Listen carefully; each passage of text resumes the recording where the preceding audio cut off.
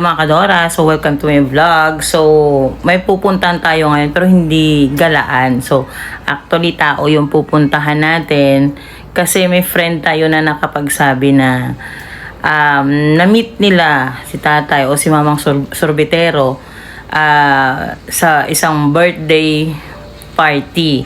So while si tatay naglalakad at naglalako literally na naglalako ng sorbetes niya o ice drops kung tawagin, kinumbida nilang kumain. So, niyaya nilang kumain. Sige tay, kain ka muna. Kasi birthday naman yun eh. So, umupo nga siya, pero ang nangyari, hindi siya kumain. Instead, sabi niya, pwede bandalhin ko na lang itong pagkain ko sa mag-ina ko kasi baka wala silang makain. So, napaka-selfless na bilang ama na kahit gutom na siya, pagod na siya sa buong araw at tirik ang araw during that time, mainit. So makikita mo sa kanya yung gutom, pagod kasi bike yung gamit niya.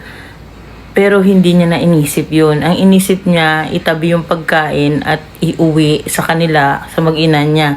So ngayon, yung friend ko na yun, pinost niya at tinag sa akin para makita ko at makita ko yung sitwasyon nila. So personally pupuntahan natin siya sa bahay nila at sana maabutan ko siya habang hindi pa siya mag-start na maglako, or kasi kung sa daan na maabutan natin nagtitinda, makakaabala pa tayo.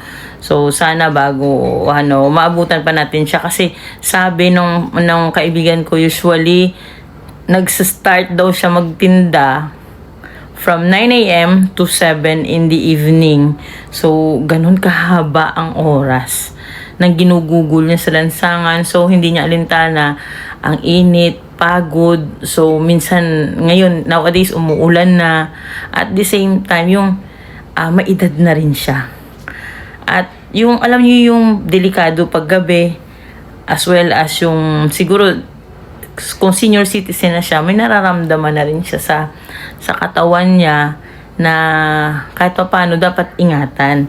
So titignan natin kung ano may tutulong natin at sana mabutan natin siya. So at least malaman natin kung ano yung sitwasyon niya. So puntahan natin yun mga Kadora. Tara na, samahan niyo ako. Let's go!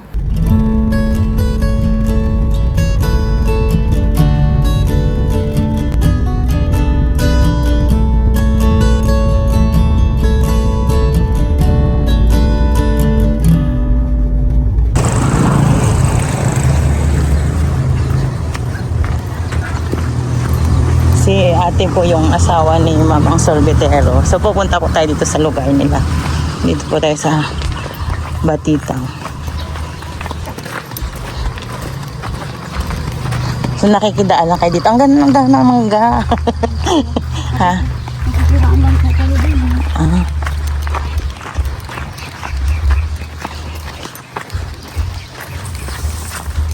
Pero nagtinda na po si kuya? Opo. Anong oras po siya umaalis? May mga piyesta kasi po ngayon. Oo, sa San Isidro. Tama, piyesta ngayon. Kala po yung Piyesta. Pero pagka wala po nga piyesta, mga alas 9, alas 10 po, mga ganun. Ngayon maaga po siyang umalis. Opo.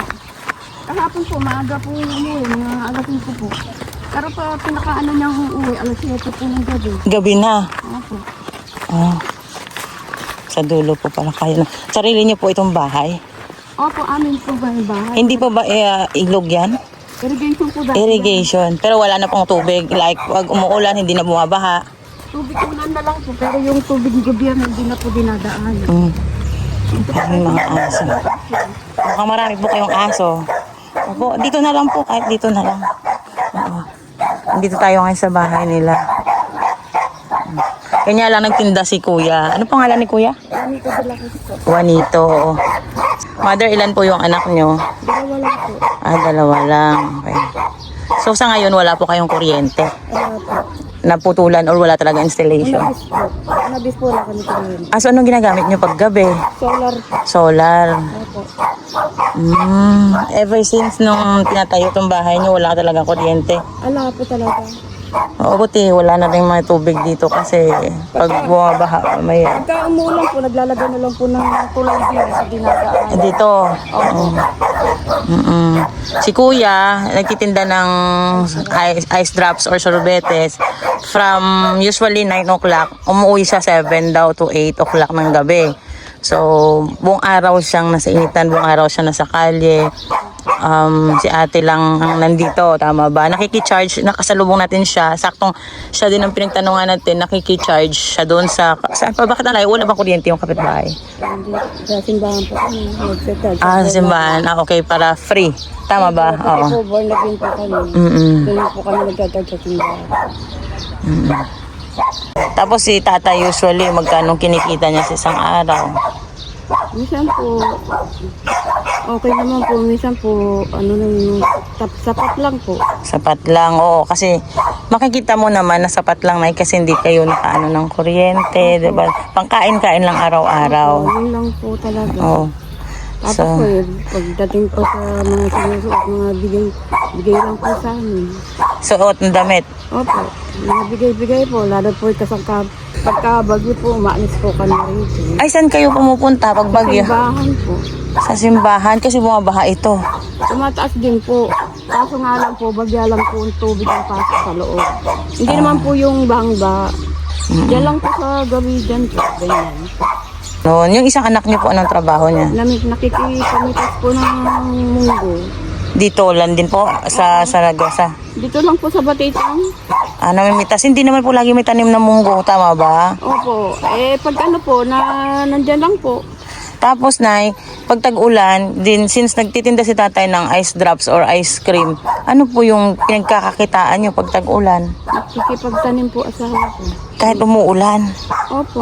So, kasi hindi naman siya pwede magtinda nung ganon, di ba? Oras Kasi po ng taniman at ano po, sa palay po siya pagka ganun. palay, hindi po ba siya mapapasma dahil pag tag-ulan, nakikitanim siya, pag tag-araw, Mahaba naman, kunyari po, itong Mayo po. Opo. Mga kalahati po ng Mayo, pahinga na po siya noon. Hindi na siya nakakapagtinda. Kung basta bumabali-bali na lang po siya sa mga tanim, bunot ng punla. So, ibig sabihin, lahat po ng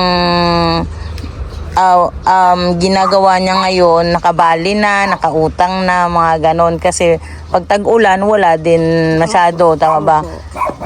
Gusto ko sana makita si tatay. Pero sige, babalikan ko po kayo bukas. Sasabihan ko po siya, Oo. huwag munang umalis. Baka maaga-agawin po bukas. Ayan. Dito po sila nakatira. So, literally wala talaga silang ilaw. Pero, alam mo ba sila kasi marami silang alagang aso, pusa. I think yung mga napupulot lang nila itong mga aso, pusa na to. Ito yung lugar nila. Hindi po ba na mainit dito to? Tanghal. Kasi mababa po yung yero, tapos ganyan. Opo. Oo. Yan po sa loob na. May aso din pala sa loob. Hindi pa pala siya nakasemento, ano? Hindi po, lupa lang po yan. Tapos papag lang po magkabila. Ganyan lang po. Okay lang po yan. At least may masisilungan tayo. Pero balang araw, malay nyo magbago. Tama ba? Opo. Ganon. So, malalim pala yung ano na to, no? Ang tawag doon, irrigation. Opo. So, good thing hindi maulan. Kasi, lumalalim doon to, naglalagay sila ng tulay dyan para makatawid doon sa kabila at saka sa labas. Ganon.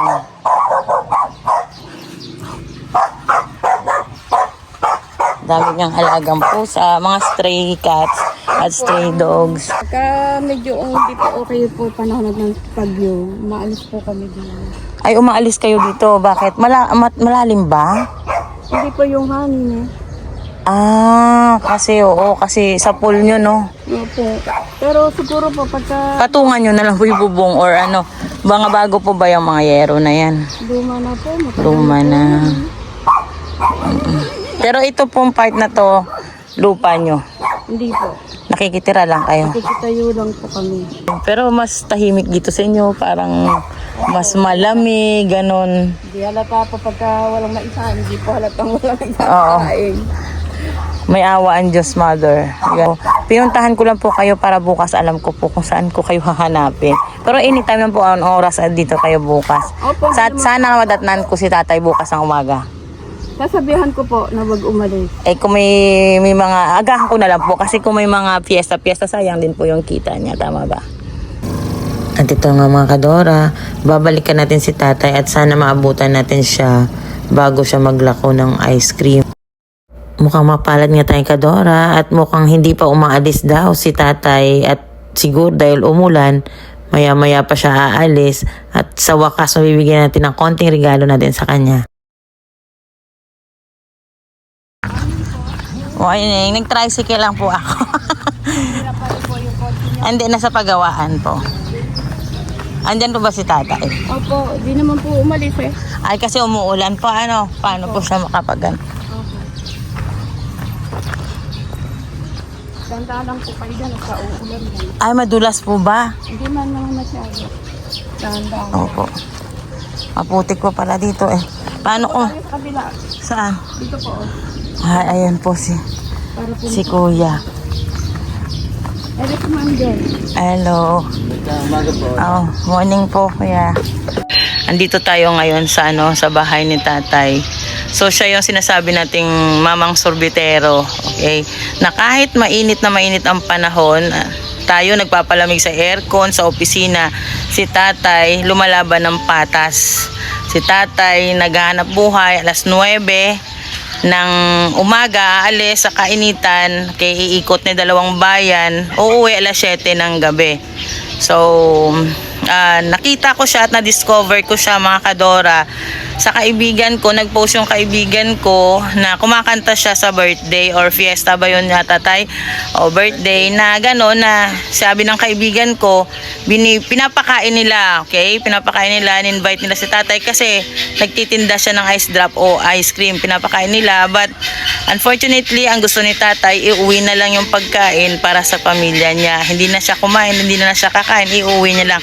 So napaka-selfless talaga ng mga ama, okay? Pagdating sa ganyan, mas iniisip nila yung kapakanan ng pamilya nila, ng anak niya, ng asawa niya, compare sa kakainin niya. Kasi hindi niya iniinda ang init. Hindi niya iniinda ang pagod. Na ang iba sa atin, konting init, nagrereklamo, konting lakad, konting pagod, nagrereklamo. Pero si tatay, hindi niya iniinda yun para lang tawid ang buong araw at may mailagay sila sa hapagkainan nila. Kuya, hindi po kayo nagtinda ngayon? Hindi po. Hindi kayo nagtinda ngayon. No? Kasi umuulan po, So, may dala po tayo konting tulong lang. Oo. Actually, yung mga damit na sinasabi ko sa inyo, tinutupi pa lang ngayon ng anak ko. So, kasi nagbukas pa lang ng mga cabinet, nagbukas pa lang ng mga, anong tawag dito, mga damitan niya. So, ito muna yung grocery Thank you po. ang dadalhin natin dito. Tanong ko lang tayo magkano po yung sa araw-araw nyo, magkano po yung nyo, yung kinikita nyo sa paglalako ng mga ice drops o Po, depende po sa araw. Minsan po, pag summer ganito, malakas po, 400 yan. 400 o pag tag-ulan, Pag tagulan po, wala po. Nagtatanim po ako ng palay. nagtatanim po kayo ng palay. Okay. So 400 lang buong araw na po kayo niyan naglalako, tama ba? Opo, minsan po, pag ala pong bumili, sinusuli po namin doon sa O kasi matutunaw lang siya, 'di ba? Oo. So kapon pumunta po ako dito, busy po kayo, gawa nga ng maraming fiesta, tama ba? Kano na makikinita natin kahapon? Kung po, kumita po ako ng kulang 1,000. Oh, okay na po yun. At least hindi naman kasi araw-araw, tama ba? So, mukhang masarap yung niluluto ni ate at kumita si tatay kahapon. Nagbigay po si Bonggi ng sitaw kahapon. Si, Si Bonggi po yung pinuntahan. yung kaibigan ko, binigyan po kayo ng sitaw. Oo. Tapos nilagyan ko na lang po ng tokwat, inadobo. Oo, shout out kay Jabongs Valencia. Yung kaibigan natin na na Tiga rito rin po yun si Edward eh. sino pong Edward? Edward Lucas. Ah, okay. Tiga rito rin. So, dahil may mga negosyo siyang gulayan, binigyan niya si mother kahapon at doon tayo nagpa-rescue ng sasakyan sa kanya. O, hapon na nakuha yata ng mekaniko ko yung sasakyan. Okay. So, nag-tricycle tayo ngayon. Kanina nga po tayo, medyo umuulan. Sabi ko, paano ko kaya madadala? Kaya hindi ko nadala yung mga damit. The same time tayo, pag tag-ulan, ano po ginagawa nyo? Nagtatanim kayo? Yan po, bunot tanim po ng palay. Magkano kinikita nyo sa ganon? Kung minsan po, nababali na po namin yun. Pagka po nagpapabalik na bisilya, Opo. binibigay po sa amin yung pera, binibili po namin ng bigas. Bigas, oo. So, gamit po sa bahay. Ano po yung mga binubunot yung tinatanim na na mga pananim, munggo? Palay po. Palay, okay. So, bali, nagtatrabaho na lang kayo noon. Wala na kayong masyadong kita kasi nababali na po, tama ba? Opo. O lalo na pag tag-ulan. Ayun na po, pagka ala na talagang taniman. Eh, paano pag tag-bagyo? Ayun po, pagka tagbagyo, minsan po bumagyo ng sante, binuhat po ng sante yung bahay namin po. Ayan, kasi kayo talaga sapul na sapul dahil walang harang, tama ba? Oo. Kanya po basang-basa po kami noon. Nung bagyong sante po. Saan po kayo lumipat? Yan lang po, sa gilid ng bahay, wala rin mga Po ng tao. bahay. Saan gilid po ng bahay? Yan po sa Yan po sa dinaanan bahay po po niyo, doon sa bungad na pagpasok po rin eh. Pero may bubong naman po yun. Oo, pero po naanggihan din, basa rin po kami noon eh. Okay. Pero wala po ba ang tao dyan na Nagsilikas din po sila. Nagsialis din po sila noon nang bumagyong po. okay. Oo, that was years ago pa po yun kasi. Pero Oo. pagka bumabagyo at malakas po hangin, umaalis po rin kami rito. Nilalagyan na lang po ng yung para hindi maano yung mga yero, Pabigat, tawag doon. Oo, nilagyan lang pabigat. Oo. hangin. Kaya nga. Rin po, pagka bumabagyo, kinakabahan na naman po ako. Pinakaba. Oo, yun. Kailangan po nag-iipon. Ganon. Pag tigbagyo. Kasi maraming binabaha. Tulad po dito sa kanila is dating irigasyon po ito. Nay, tama ba? Opo. So, ibig sabihin dadaan ng tubig dito. Wala silang matatawiran. Naglalagay lang sila ng Paano kung malalim na yung tubig? Naglalagay po ng tulay dyan. Okay. Hanggang umaabot. Minsan kasi yung bagyo gabi. Tama ba? Opo. Pagka dyan po sa daanan hanggang dito po. Opo. Pero pag dito sa lang po, kalampak. Ay, Pero ito. Ang ganda. Kasi mataas po yung kalsada. Tama ba? Okay. Kaya talagang bababa ang tubig. Kahit sila, tama ba? Opo, aalis din po sila. Okay. Dapat pintaasan talaga nila yung So, ito tayong gamit mong Bisikleta. bisikleta. Pag hindi ka ba magtitinda ngayon? Okay. Kasi baka umulan, O yan ang ginagamit nyong pang hanap buhay. Tama ba? Oo. Buong araw yun. Anong oras po kayo umaalis at anong oras po kayo umuwi? Minsan po, ginagabi po ako. Kasi nga po, malalayo po yung pinupuntahan. Minsan, Sa umaga, bago pa magtinda. ikot po ako ng baryo, Valeriana. Sa sobrang init po ngayon tayo, hindi po ba kayo nahihilo sa araw? Minsan po, nahihilaw ko. Wala po ba kayong sakit? O high blood o Wala po yan. Pagka, Siguro sa exercise naman pagka po pinahinga ko, nawawala po. Okay. Kasi sa ilang taon na po kayo? Buwan na po ako, 62.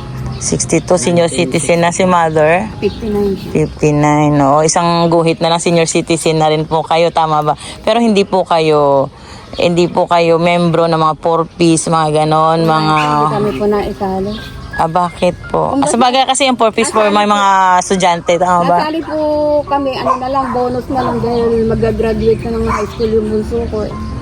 Okay. Hindi na po na kami nasama. Dalawa lang sila. Sa kahapon yung kasama mo, ano? Yun yung panganay. Ito yung panganay ko, yun yung bunso. Oo, puro pala babae yung mga anak ni tatay. Okay. So, graduate na siya ng? Ere po, elementary lang. Yung isa po high school dahil hiningian ko po ng tulong sa kapitan namin para hanggang high school. Ilan taon na si ate? 32. 32. Opo. Tapos nag-aaral ka ba ngayon? Ano lang po, hanggang grade 6 lang po siya nakayari. Okay, so, pero willing ka magtrabaho or ano? Oo. Oo, titingnan natin, bibigyan natin si ate ng trabaho. Ano? Kasi dati naman tayong HR, marami tayong kakilala na pwedeng pasukan ni ate. Okay, so ano po bang gusto nyo kahit anong trabaho po? Factory or what? Pwede rin sa factory, kaya po. Alam niyo yung mga tupad-tupad, mga ganon, nasali po ba kayo? Pili lang po yung gusto nila. Gusto. Pinipili lang po nila. Oo, well, wala tayong magagawa doon. Oh. Si yung panganay, sino pa pong panganay? Ay, yung bunso, anong grade na siya? Nakayari pong ng high school. Ng- 2014 po siya graduate. Nakayari siya ng high school. 2014, ano po yung naging trabaho niya? Kasama ko po siya naglilinis sa church kasi hindi ko po kayang ako lang dahil may high blood na. Hindi po siya nag-apply ng trabaho sa bayan or ano? Nag-apply po sa palengke, tindera. Opo. Tapos nakarating po siya sa Pampanga. Ha? Para layo po na. May kumuha po sa kanya na kaibigan ko. Ano po yung trabaho niya doon? Sa Olonga po. Sa ano lang po, sa bahay. Nag-ano po ng kahit sa tindahan. Okay. Titingnan po natin kung ano may tutulong natin. Baka pwedeng magtrabaho silang dalawa, ano? Opo. Oo, kasi okay lang po ba sa inyo na lahat sila wala dito tapos kayo andito? Kasi po, hindi naman po sa ayaw ko po, no. Hirap na rin po ako dahil may high blood ako minsan. At saka hindi po, may edad ka na po, opo. Kailangan yung, nandito na. Kung nagtatrabaho naman silang tatlo, or may stable na silang trabaho, pwede na rin po siguro kayong dito na lang, magtanim-tanim or what, o ganon. Kasi yung bunso ko lang po yung kasama kong talagang naglilinis dahil may hiluhin po ako May high blood po. Oo. Sabi kasi ng kaibigan ko, si tatay, nung kumanta doon, I think ganyan yung damit niya, nung kumanta doon sa birthday, binibigyan yata ng pagkain, tama ba, na pinauuwi. So, ay pinapakain ka. So, gusto mong iuwi para dito sa mga anak mo at kay mother, okay? So, at least very selfless, hindi niya iniisip yung sarili niya kung gusto niya kumain, iuwi niya yung pagkain. Okay, so may tanong lang ako kay tatay, okay lang po ba? Opo, at least makita nila to at marinig nila. So, kahit po ganun na po yung edad nyo, ano po yung pangarap nyo sa buhay? Pangarap ko po kasi sa buhay ko namin kahit pa paano kung maiangat ko po sila sa hirap. Okay, so actually, yun naman lahat ng pangarap, simple-simple lang, okay? So, hala mga kadora, baka meron tayong pwedeng itulong sa kanila, okay? Bibigyan natin si tatay ng konting grocery, may bigas na po yan. At ibibigay natin kay tatay yung kita niya ngayong araw na to. Supposedly, kasi umulan kanina, ngayon lang umaraw, ngayong araw niya na tinda dahil hindi po siya at hindi naman po tayo ganun ka well off hindi naman tayo si Ivana Alawi na marami talagang so kung ano lang po yung may tutulong natin at kaya po natin to ginagawa para marami po ang nakakakita at nakakaalam ng sitwasyon nyo, okay? So, iaabot natin to kay tatay ang konting tulong. Hindi na natin ipapakita dito para para hindi naman sabihin na okay? So, basta cash at saka yan ang konting grocery na kung ano lang may maitutulong natin. Kahit po kayo sa simpleng bagay lang, pwede din po kayong makatulong, okay?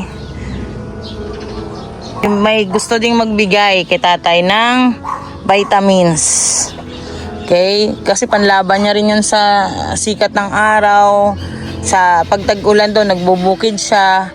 So, kailangan ng resistensya ng katawan niya. At hindi naman siya ganong katabaan. Okay? So, baka po sa mga kadora natin dyan na may vitamins, baka po meron tayong. Pero tayo, make it sure na iinumin nyo yung vitamins, ano? Para hindi po tayo magkasakit. Kasi mas marami po tayong kikitain kung malusog po tayo. Tama ba? So, instead na bibilhin nyo pa yung grocery na yan, itabi nyo nila yung pera. Meron na kayong, hindi man siya aabot na 1 taon, tama ba? At least meron po konting tulong sa inyo, okay? Salamat po tay, mother, at saka yung mga anak niya. So, hanapan kita ng trabaho. Tsaka si ate, hanapan natin din ng trabaho. Dito niyo po ng kape. Okay na po yan. Pupunta pa ako sa talyer. Ay, ingat po kayo. Marami pong salamat kay Madam. Marami pong salamat para pahabain pa po ni God yung kanyang buhay. Thank you, Lord. Thank you. Okay. So, tayo sana sa susunod may tayo, huwag tayo mawala ng pag-asa. Mag-i-improve din tayo. Pagpalain din po kayo. Okay. Lagi po kayo mag-ingat sa sa paglalako nyo. Okay, kung hindi na kaya magpahinga. Tama po ba? Tama po. Okay. So, God bless you all. Salamat po. Sa isang box tayo, ilan po ang napapaubos natin? Sa isang box, umisan po 200 pieces. Ganyan po. 200 pieces. Okay. Inaabot po ng kanya kulang 2,000. Ay, ganun. 2,000 benta. Tapos nagre-remit po kayo. Ako, nagre-remit po ako doon sa kinukuhanan. Sige po tay, God bless, pagpalain ka. Hindi habang buhay ganito yung sitwasyon natin, tama ba? Okay. So, kaya po tayo tumutulong, hindi lang po dahil na dalawa po natutulungan natin, kayo, tsaka yung sarili ko. Okay, kasi yung iba hindi maintindihan bakit tayo tumutulong, okay? So, masarap sa pakiramdam na tumutulong tayo. Kasi isa lang pangarap natin sa buhay, yumaman para makatulong sa iba, ganun. So, natulungan ko po kayo, natulungan ko yung sarili ko. So, lagi po kayo magpakatatag. Kasi sa ganitong sitwasyon, hindi nila naiintindihan na pag tumulong ka, doon mo maiisip na, ay, mas maswerte ako. Tama ba? Mas hindi ko dinadanas yun. Doon mo na-appreciate yung buhay. So, sana balang araw, maging ganun din kayo. So, wag nyo sayangin yung tinutulong ng tao sa inyo. Okay? Salamat po. God bless you, tay. Pag lumalabas sila, nakikidaan na sila dito sa mga residential area na to. So, doon pa actually ang highway.